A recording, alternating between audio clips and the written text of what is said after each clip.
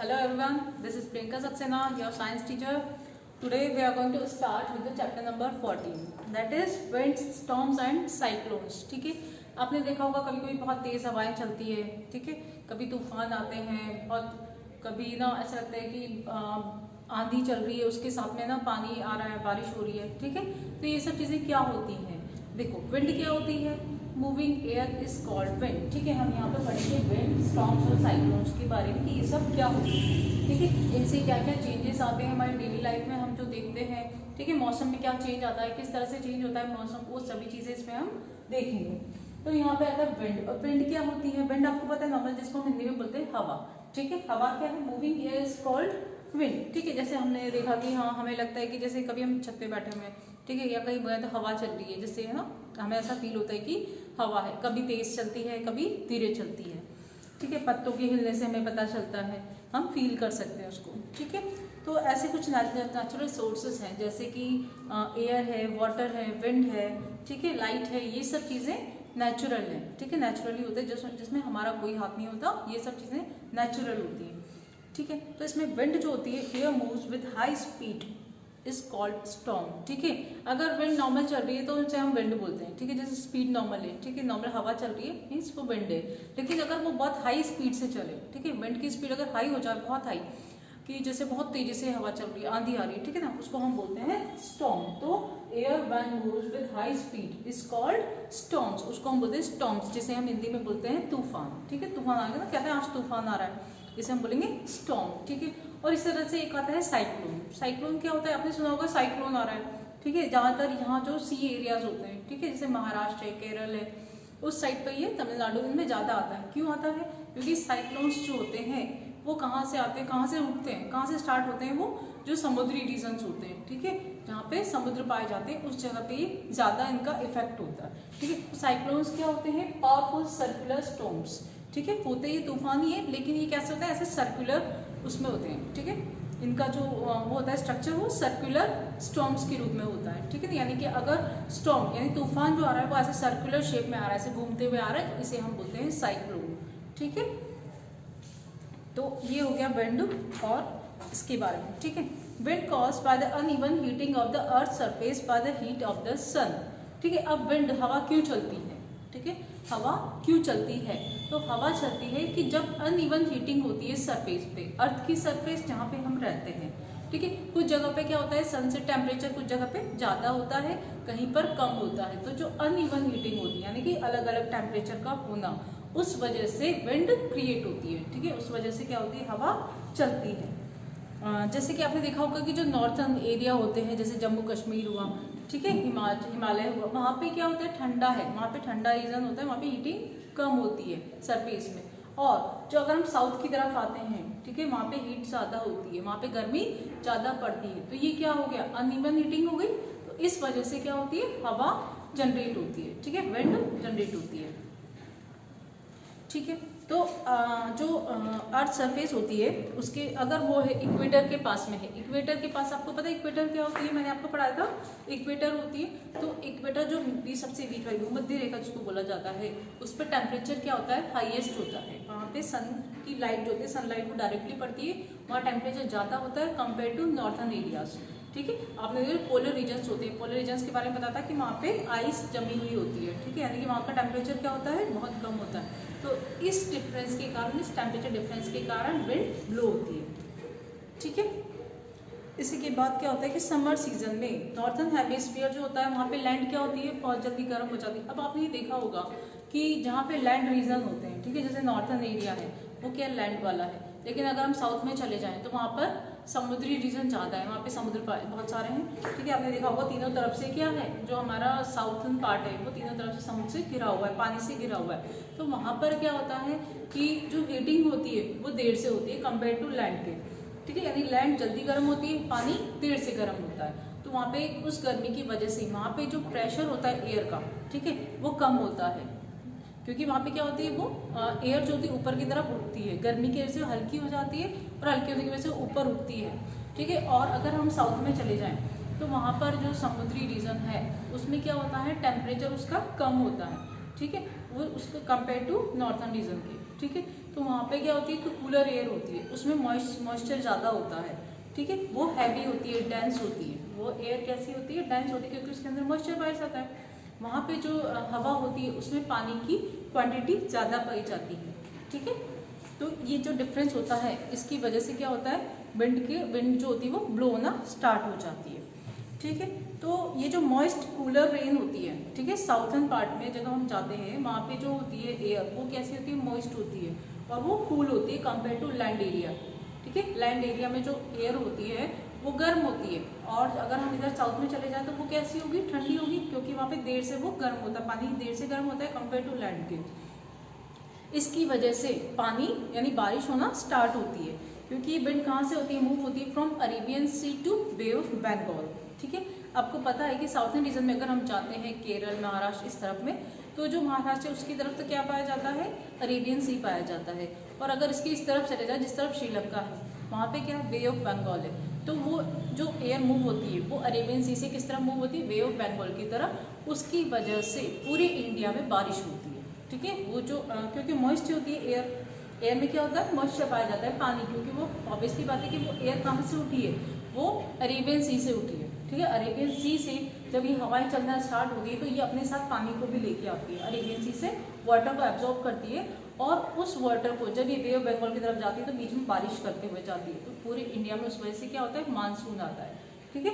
इसे summer monsoon बोला जाता है, इसे समर मानसून विंड्स बोला जाता है हवाओं को, और वो जो हमारे जून जुलाई अगस्त में जो बारिश होती है वो इन्हीं की वजह से होती है, ठीक है। अब विंटर सीजन में क्या होता है, विंटर सीजन जो होता है उसमें ड्राई और कोल्ड विंड्स जो होती है ब्लो होती है नॉर्थ वेस्ट रीजन से, कहाँ पर, जो of the land to the ocean, ठीक है। इसमें क्या होता है, विंटर में ये हवाएं पहले ऊपर तक गई, ठीक है। समर मानसून में क्या होता है कि अरेबियन सी से हवाएं चलना स्टार्ट होती है और ये जाती है कहाँ पे, हिमालय की पहाड़ियों तक, ठीक है, ऊपर जम्मू कश्मीर तक जाएंगी, तो ये अपने साथ जो पानी लेके आती है उसकी वजह से इंडिया में बारिश होती है, ठीक है। उसके बाद जब ये हिमालय जो पर्वत है उससे जब ये टकरा के वापस आती है, जब ये टकरा के वापस आती हैं तो क्या होता है, इन ऑब्वियसली बात है कि वहाँ पे क्या हिमालय पे बर्फ जमी हुई है, तो वो जब वहाँ से टकराती है तो वो जो एयर होती है वो ठंडी हो जाती है, ठीक है। और वो एयर जब ठंडी होकर के वापस आती है टकरा के, तो वो क्या करती है, हमारे इंडिया में जो बारिश होती है बहुत कम मात्रा में होती है,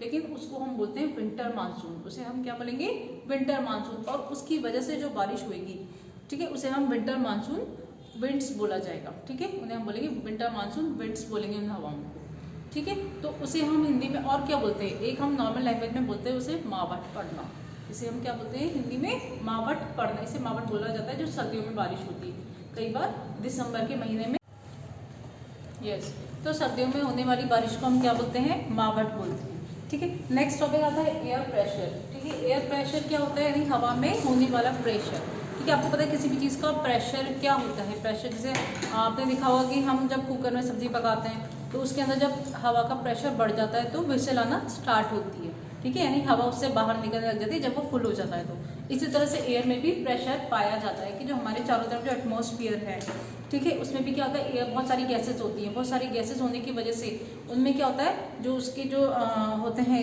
कॉलिजन होता है, उसके मॉलिक्यूल्स के बीच में कॉलिजन होना स्टार्ट होता है, और जितना ज़्यादा कॉलिजन होगा प्रेशर उतना ही ज़्यादा होगा, क्योंकि उसके मॉलिक्यूल्स क्या होंगे, पास होंगे, ठीक है। तो इसी से क्या होगा, एयर प्रेशर जनरेट होगा, ठीक है। तो हमको पता है the collision of these molecule exert a force on the area of the wall, ठीक है। क्या होगा कि हमारे चारों तरफ एक एटमॉस्फेयर पाया जाता है, एटमॉस्फेयर जो होता है इसकी रेंज कहाँ तक होती है, हमारी अर्थ सरफेस से अराउंड 300 किलोमीटर्स हाई, ठीक है। यानी अगर हम अर्थ सरफेस से ऊपर की तरफ चलें तो 300 किलोमीटर ऊपर तक एटमॉस्फेयर पाया जाता है, लेकिन जैसे जैसे हम ऊपर जाते हैं, हिल स्टेशंस पे हम जाते हैं, जैसे आपने देखा होगा पहाड़ी इलाकों में हम जाते हैं तो वहाँ पे ऊपर जाते हैं तो ऑक्सीजन लेवल कम होता जाता है, इसका मतलब क्या होता है, एयर प्रेशर कम होता जाता है। तो जैसे जैसे हम ऊपर जाएंगे एयर प्रेशर कम होगा, अभी यहाँ पर बहुत ज़्यादा एयर है क्योंकि यहाँ पर गैसेस क्या है, बहुत ज़्यादा हैं, यहाँ पर एयर प्रेशर भी ज़्यादा है, लेकिन जब हम ऊपर जाते हैं तो एयर प्रेशर भी कम होता जाता है, यानी कि गैसेस कम होती जाती हैं,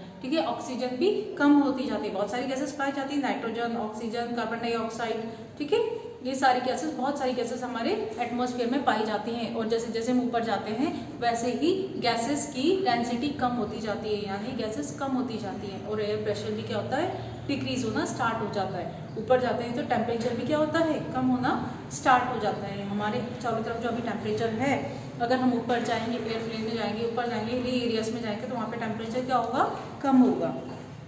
ठीक है, तो ये हमारा क्या कहलाता है, एयर प्रेशर। इसके लिए देखो कौन कौन से फैक्टर्स है जो इसको अफेक्ट करते हैं एयर प्रेशर को। एक आता है एल्टीट्यूड। एल्टीट्यूड क्या है, हाइट। ठीक है, जैसे जैसे हम हाइट पे जाएंगे एयर प्रेशर भी कम होता जाएगा और टेम्परेचर भी कम होता जाएगा। नेक्स्ट है इसका टेम्परेचर। टेम्परेचर भी ऊपर जाने पे कम होता है। ठीक है, अर्थ सरफेस पे टेम्परेचर ज़्यादा होता है, जैसे जैसे हम ऊपर जाएंगे, अर्थ सरफेस से ऊपर जाएंगे तो टेम्परेचर कम होता जाएगा, एयर प्रेशर भी ऊपर जाने पे कम होता जाएगा। Water vapour. ठीक है, when the humidity is high the air pressure is less.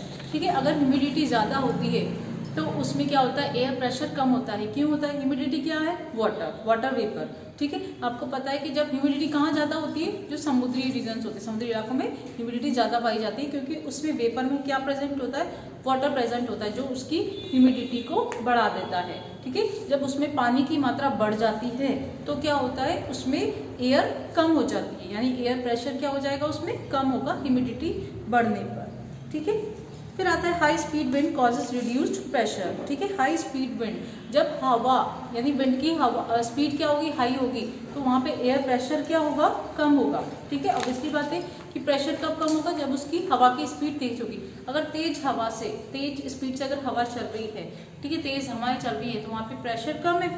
ठीक है, अगर प्रेशर ज़्यादा होगा तो क्या हवा ज़्यादा तेज चल पाएगी, नहीं चल पाएगी। ठीक है, तो जब हाई स्पीड से जब हवाएं चलती हैं तो वहाँ पे प्रेशर जो होता है एयर का वो कम होता है।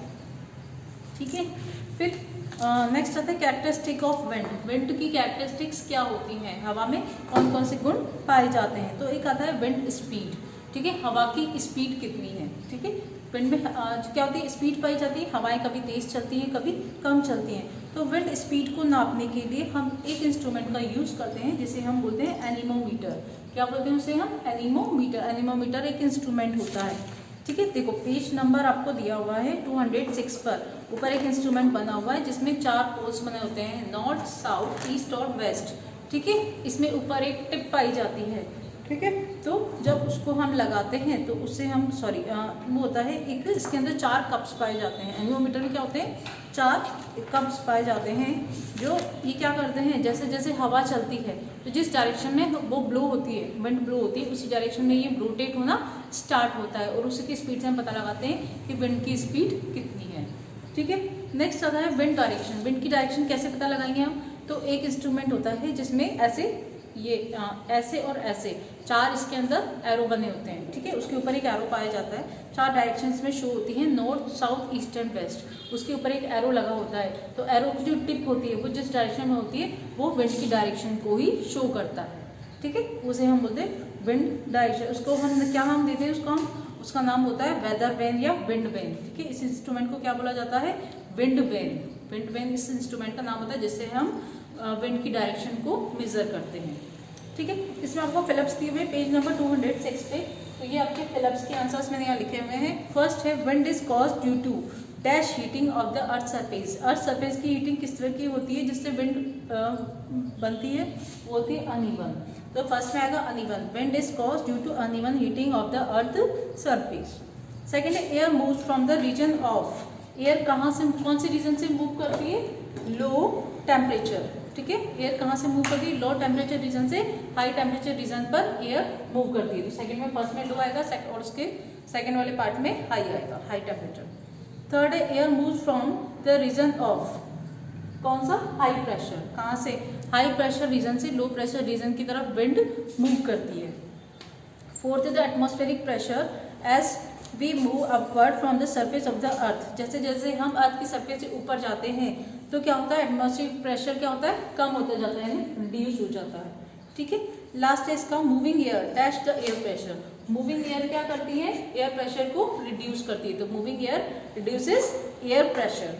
ठीक है, नेक्स्ट टॉपिक आता है थंडर स्टॉर्म। थंडर स्टॉर्म क्या होता है कि यानी कि बिजलियों का चमकना, तूफान का आना, ये सब चीज़ें किस में होती है, थंडर स्टॉर्म में।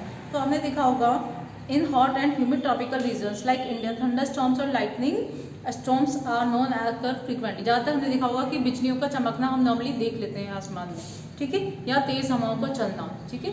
तो वो सब चीजें बहुत जनरली हमारी होता है। वो किस तरह से होता है, बिजली कब चमकती है, ठीक है। बिजली कब चमकती है, देखो क्या होता है कि जब टेम्परेचर बढ़ता है, जब अर्थ सरफेस का टेम्परेचर बढ़ता है तो समुद्र से या फिर जहाँ भी पानी है वहाँ से वाटर वेपर स्टार्ट होती है, ठीक है। वाटर वेपर में यानी कि क्या होता है, इवेपोरेशन स्टार्ट होता है। तो जब इवेपोरेशन होता है तो जो वाटर वेपर ऊपर जाती है, तो जब वो एयर एटमॉस्फेयर की लास्ट लेयर पे जाती है तो वहाँ पे जाके ऊपर जाके क्या होता है, टेम्परेचर कम होता है। ऊपर जैसे जैसे हम ऊपर जाएंगे टेम्परेचर कम होता जाएगा। तो जब वो लास्ट लेयर से टकराती है वाटर वेपर, तो वो क्या होती है, ठंडा होने की वजह से कंडेंस होना स्टार्ट होती है, ठीक है। वो ठंडी हो जाती है और कंडेंस होना स्टार्ट होती है। जब वो कंडेंस होती है तो वो क्लाउड्स की फॉर्म में बन जाती है, ठीक है। वो क्या करती है, क्लाउड्स बना देती है, उसकी वजह से क्लाउड्स बनते हैं। फिर क्लाउड्स की वजह से क्या होता है कि क्लाउड्स में जब अगर कोई लो टेम्परेचर रीजन है, जैसे कि नॉर्थन, जहाँ पे हिमालय पर्वत है या फिर जब ठंडी जगह होती है, वहाँ पे तो क्या होता है, इतना कम टेम्परेचर होता है कि जो वाटर ड्रॉपलेट्स होती है उन क्लाउड्स के अंदर, वो क्या बन जाती है, आइस की फॉर्म में बन जाती है। जब वो आइस की फॉर्म में बनती है तो वहाँ पे